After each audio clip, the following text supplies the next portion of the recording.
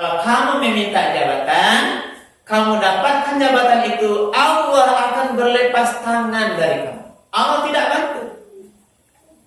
Tapi kalau kamu diberikan jabatan, karena ilmu ada di sana, insya Allah kamu akan dibantu oleh Allah dalam menjalankan kepemimpinan amanah itu.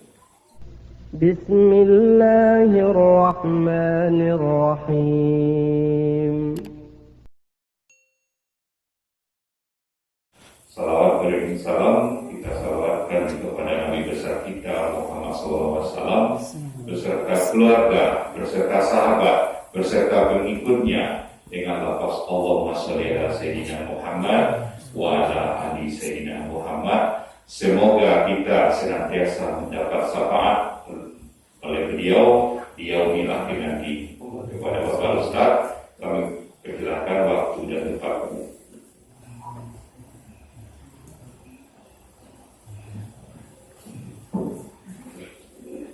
Bismillahirrahmanirrahim. Assalamualaikum warahmatullahi wabarakatuh. Waalaikumsalam warahmatullahi wabarakatuh. Alhamdulillahirabbil alamin alladzi anzala sakinata fi qulubil mu'minin. Asyhadu an la ilaha illallah wahdahu la syarika lah wa asyhadu anna Muhammadan abduhu wa rasuluh sallallahu alaihi wasallam la nabiyya ba'da. Faqala Allah ta'ala fil Qur'anil Karim, a'udzu billahi minasy syaithanir rajim. Bismillahirrahmanirrahim. Ya ayyuhalladzina amanu athi'ullaha wa athi'ur rasula wa ulil amri minkum fa in tanaza'tum fi syai'in farudduhu ila Allahi war rasul in kuntum tu'minuna billahi wal yawmil akhir dzalika khairun wa ahsanu ta'wila. Shadaqallahul azim. Bapak-bapak dan ibu-ibu, hadirin kaum muslimin, sidang jemaah salat tarawih yang dimuliakan Allah. Marilah kita sama-sama menyampaikan ucapan puji dan syukur alhamdulillahirabbil alamin, karena sampai pada malam Ramadan yang ke-17, betul ya Bu? Iya Bu? Iya. Malam yang ke-17 ini alhamdulillah kita bersama-sama masih diberikan kesehatan dan kesempatan untuk melanjutkan ibadah qiyam Ramadan kita. Alhamdulillah kami lihat Bapak dan Ibu semua hadirin yang hadir malam hari ini semuanya dalam keadaan sehat walafiat. Alhamdulillah. Kan ini sehat-sehat ya Bu, saudaranya Bu, Pak? Alhamdulillah ya. Kemudian kita sampaikan salam dan salam kepada Nabi kita, Nabi Muhammad sallallahu alaihi wasallam. Allahumma shalli ala Sayyidina Muhammad wa ala ali Sayyidina Muhammad. Ibu dan bapak para jemaah yang dimuliakan oleh Allah, di malam hari yang berbahagia ini, judul tausiah kita adalah pemimpin ideal. Itu judul yang sudah diberikan oleh kepengurusan Himpunan Dai Mubarak. Sebelum kita lebih jauh bicara pemimpin yang ideal, ada satu hadis Rasulullah Ibu dan Bapak itu menyatakan bahwa kita ini semuanya adalah pemimpin. Cuma perannya berbeda-beda. Apa kata Rasulullah dalam sebuah hadisnya? Kullukum ra'in wa kullukum mas'ulun an ra'iyatihi. Bahwa semua kamu adalah pemimpin dan pasti nanti akan ditanya pertanggungjawaban terhadap kepemimpinanmu. Jadi konsep dasarnya ini. Jadi apa seharusnya dalam pemimpin? Lalu dijelaskan berikutnya hadis oleh Rasulullah. Ini hadis dari Ibnu Umar, riwayat Muslim. Saya bacakan arti hadis ini dulu Ibnu Umar. Jadi kullukum ra'in wa kullukum mas'ulun an ra'iyyah. Bahwa semua kamu adalah pemimpin, pasti diminta pertanggungjawaban terhadap kepemimpinan. Nah, lalu dilanjutkan di sini, kepala negara, ini kepala pemerintahan, juga adalah pemimpin terhadap rakyatnya, dan nanti pasti akan diminta tanggung jawab kepemimpinannya terhadap rakyatnya. Jadi kepemimpinan rakyat, mulai dari tingkatan ke atas ini masuk di sini adalah kalau presiden rakyatnya Indonesia, kalau gubernur tentu rakyatnya adalah provinsi, bupati rakyatnya kabupaten, dan seterusnya ke bawah. Jadi nanti akan diminta pertanggungjawabannya bagaimana dia memimpin rakyatnya. Lalu seorang suami adalah pemimpin terhadap anggota keluarganya, istri dan anak-anaknya, dan nanti juga akan diminta pertanggungjawabannya terhadap kepemimpinannya kepada istri dan anak-anaknya. Nah, lalu dilanjutkan, seorang istri juga adalah pemimpin atas rumah tangga dan anak-anaknya, dan dia nanti juga akan diminta pertanggungjawabannya terhadap kepemimpinannya di rumah tangga dan terhadap anak-anaknya, pengasuh dan anak-anaknya.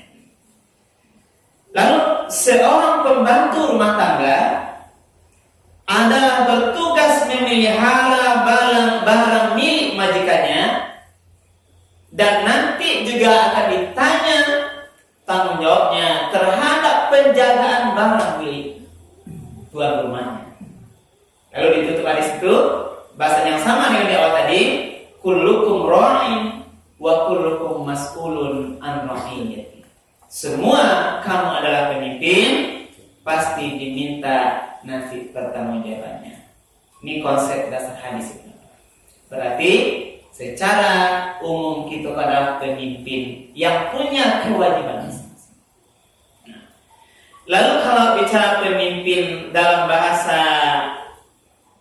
pemimpin rakyat atau yang lainnya berapa, maka Al-Quran atau syariat agama kita itu ada menggariskan beberapa hal. Kita ini kan sekarang sedang tidak memilih kepala daerah, telah lewat kan? Tapi ini ilmunya, karena itu adalah sebuah amanah juga pada kami akan sampaikan.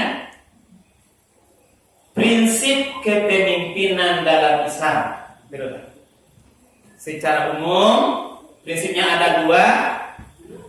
Yang pertama, berpegang teguh kepada amanah. Jadi seorang kalau ada yang pemimpin, berarti dia memegang amanah. Amanah yang nanti berat pertanggungjawabannya. Ini amanah sebelum nanti disampaikan.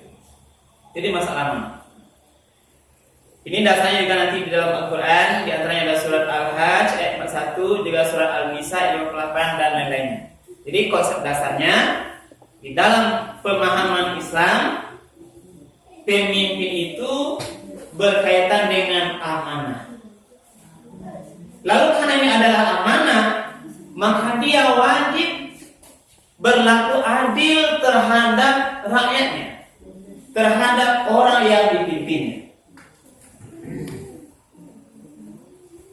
terhadap masyarakatnya. Dia harus bisa meletakkan nilai-nilai dasar keadilan. Tidak boleh dia zalim. Karena kalau zalim, berarti dia adalah termasuk pemimpin yang zalim, yang nanti tentu Allah akan minta pertanggungjawabannya terhadap kepemimpinannya. Lalu yang kedua, yang kedua,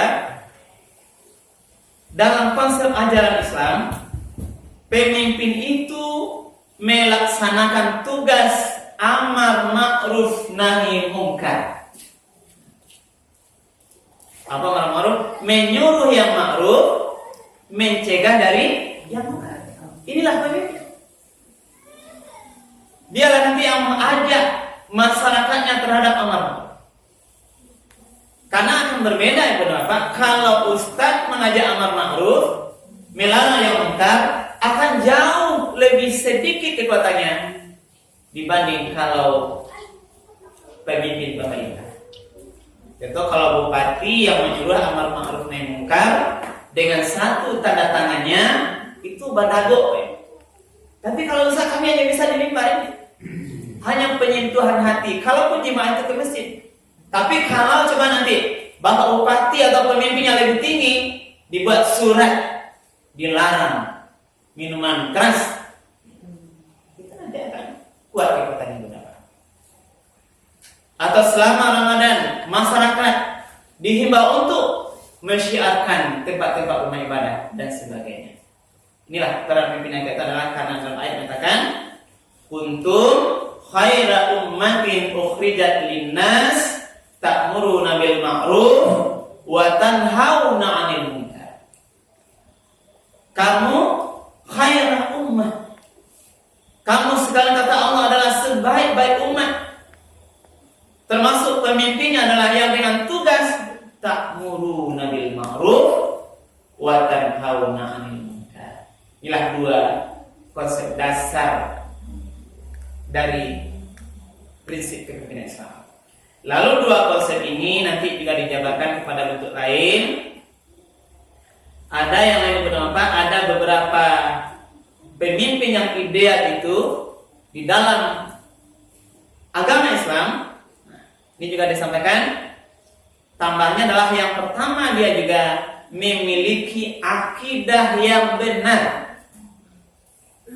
Jadi pemahaman agamanya harus batua. Jadi nanti ada kesempatan memilih pemimpin kita kepada Bapak. Apakah tingkat kita di tingkat di mana saja, yang rendah sampai yang tinggi, dalam konsep ajaran Islam, awak memilih pemimpin. Dasar pertama Islam mengajarkan harus dia memiliki akidah yang benar, akidah salimah. Apa itu akidah yang benar? Dia bisa memahami rukun Islam dengan baik dan mengamalkannya. Dia juga memahami rukun iman yang baik dan juga bisa mengamalkan aplikasi dari iman. Kalau itu anggap pemimpin yang tak mengerti rukun Islam, tentulah akan berbahaya. Bisa kacau nanti. Dia hanya sholat aja tidak mampu masalah rukun Islam, bahas semayang nama tua, bahas syahadat yang benar, bagaimana zakat aturannya, puasa bagaimana, ini juga diatur dalam Islam mengajarkan. Dalam pemimpin dia dalam konsep Islam adalah pemimpin itu dia mempunyai akidah yang benar. Itu yang satu. Lalu apa lagi? Yang berikutnya yang kedua adalah pemimpin itu memiliki ilmu pengetahuan dan wawasan yang luas. Jadi ilmunya berilmu ya. Wawasannya luas. Dia mungkin tahu bagaimana perkembangan kondisi keumatan, perkembangan kehidupan dunia yang sedang berjalan. Inilah berilmu dia. Tentu nanti akan berbahaya kalau kita memilih pemimpin yang tidak punya ilmu di bidangnya. Wala taqfu ma laysa laka bi'ilm inna sam'a wal basara wal fu'ada kullu ulaika kana anhu mas'ulan. Jangan kamu mengikuti yang kamu tidak berilmu dengan itu. Inna sam'a, sesungguhnya pendengaran, wal basara, penglihatan, wal fu'ada, hati, kullu ulaika, semuanya itu nanti akan diminta tanggung jawabnya. Jadi hal benar, kalau tidak berilmu, tidak benar juga kita apalagi meminta-minta jabatan. Dalam konsep Islam dilarang meminta jabatan. Karena dalam prinsip Islam pun dalam kajian siasat Islam, pernah sahabat meminta jabatan kepada Rasulullah, wahai Rasulullah, berilah aku jabatan, karena Rasulullah itu adalah pemimpin. Lalu Rasul menyatakan tampak punggung sahabat itu, wahai sahabatku, janganlah kamu meminta jabatan. Sebab kalau kamu meminta jabatan, kamu dapatkan jabatan itu, Allah akan berlepas tangan dari kamu. Allah tidak bantu. Tapi kalau kamu diberikan jabatan, karena ilmu ada di sana, insya Allah kamu akan dibantu oleh Allah dalam menjalankan kepemimpinan amanah itu. Jadi mari kita jauhkan ibu bapak, jangan meminta-minta jabatan, meminta-minta amanah kok bare. Dalam kisah amanah ibu bapak, ketika amanah yang mau dipikulkan kepada gunung-gunung dan makhluk lainnya, tidak tahu bahaya rasanya. Tapi amanah itu diambil oleh manusia. Sungguh manusia adalah makhluk yang zaluman, jahulan, yang betul-betul zalim sebenarnya, jahil ya. Jadi pemimpin ideal dalam Islam adalah konsepnya harus yang berilmu, yang punya wawasan luas, sehingga nanti kalau yang menyelesaikan masalah warganya, masalah orang yang dia pimpin, bisa dia dengan pemikiran yang lebih cerdas, kepala dingin, karena dia punya wawasan yang luas. Kalau sampai wawasan pimpin awak, sulit ibu dan bapak. Inilah Islam mengajarkan. Lalu yang ketiga, apa yang lebih penting? Pemimpin itu harus punya akhlakul karimah. Padahal akhlaknya baik, mulia akhlaknya. Tidak punya sifat tercela kerjanya, mulia, baik. Apa akhlak baik? Tentu hatinya bersih. Kalau akhlak baik, sebagaimana juga disampaikan, yang terpanjang dari hati yang dalam, inna fil jasadi mudghah, iza salahatil jasadu kullu, wa iza fasadatil jasadu kullu. Sungguhnya di dalam tubuh manusia itu ada namanya segumpal daging. Kalau daging itu baik, maka memancarlah seluruh aktivitasnya baik. Tapi kalau daging itu adalah nanti jelek dia, jahat, maka nanti akan menampilkan akhlak yang tidak baik. Karena itu dalam konsep kepemimpinan Islam, keidealan pemimpin Islam juga faktor diperhatikan adalah pemimpin itu punya akhlak yang baik, rajin sembahyang, rendah hati, tidak sombong, tidak suka bajudi, tidak suka kasar kepada keluarga, dan sebagainya. Sebenarnya ini bagian-bagian daripada akhlakul karimah, santun. Inilah bagian. Lalu yang terakhir itu apa? Dalam konsep kepemimpinan Islam itu juga diajarkan adalah bahwa pemimpin itu harus memiliki kecakapan manajerial dan administratif di dalam mengatur urusan dunia. Jadi pandailah ya Pak, mengatur tata urusan administrasi masalah dunia, mungkin masalah kantor, masalah keuangan, masalah surat menyurat, minimal dia juga tahu agar nanti dalam proses manajemen apalagi tentang dunia hari ini tuh dia tidak terkecoh, dia tidak terjebak nanti di dalam hal-hal yang tidak dibenarkan, transaksi yang diharamkan, karena dia sudah mengetahui masalah hal-hal yang bersifat dunia. Tahu ini masalah pembukuan keuangan, jadi nggak bisa dikecoh dan bertanya. Bahkan nanti ini tidak benar, dia sudah punya akhlak yang baik, nanti dimainkan contohnya adalah masalah kwitansi fiktif. Dia tahu kalau akhlaknya baik, dia mengerti masalah keuangan, nanti akan bisa selamat kepemimpinannya. Tapi kalau hanya akhlaknya baik, tidak mengerti urusan dunia, ikut mudah terkicau. Dikicau urusan dunia, dijebak, sehingga kadang-kadang dia tidak tahu, ternyata dia nanti terjebak dalam persoalan-persoalan, apalagi persoalan hukum ya Pak ya, yang nanti melibatkan tentunya pihak berwajib. Ini tidak kita inginkan. Itulah Islam mengatur, memberikan konsep bagaimana kita menata sebuah kepemimpinan dalam Islam. Dan yang terpenting tadi adalah konsep dasarnya kita semua adalah pemimpin, dan pasti nanti diminta tanggung jawabnya terhadap kepemimpinan kita. Suami, bapak-bapak, kita adalah pemimpin. Nanti di akhir akan ditanya bagaimana memimpin istrinya, Bagaimana menjaga anak istrinya dari hal-hal yang tidak dibenarkan oleh Allah. Sejauh mana dia menjaga anak istrinya dari hal yang mungkin contoh kasarnya adalah membuka aurat. Ini contoh yang sekarang tadi benar. Suami kalau naknya tagahan istrinya keluar rumah, buka jilbab, nampak rambutnya, berarti ini pemimpin yang preman. Anak gadisnya pergi ke pasar bawa nona kalau rumah, kalau tidak dia tunjukkan hal yang benar oleh ayahnya, berarti ayahnya adalah pemimpinnya. Nanti ditanya dia, wahai fulan, kenapa anakmu, istrimu, engkau biarkan buka jilbab nampak oleh orang lain? Ini benar saya benar. Nanti akan ditanya kita. Inilah bagian dari contohnya Bunda Bapak. Ini mungkin yang dapat kita sampaikan pada malam hari ini dengan harapan di sisa bulan Ramadan ini, mari terus Ibu Bapak kita sungguh-sungguh melaksanakan puasa siang hari dan mendirikan ibadah-ibadah pada malam hari. Kemudian kita tambah ilmunya, pengetahuannya dengan mendatangkan para guru-guru kita, ustaz-ustaz kita pada malam harinya.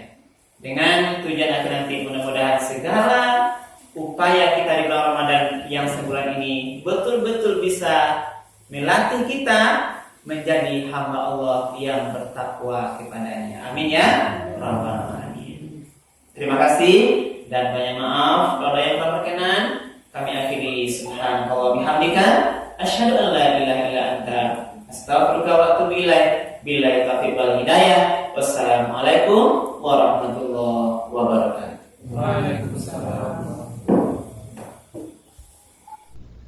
الحمد لله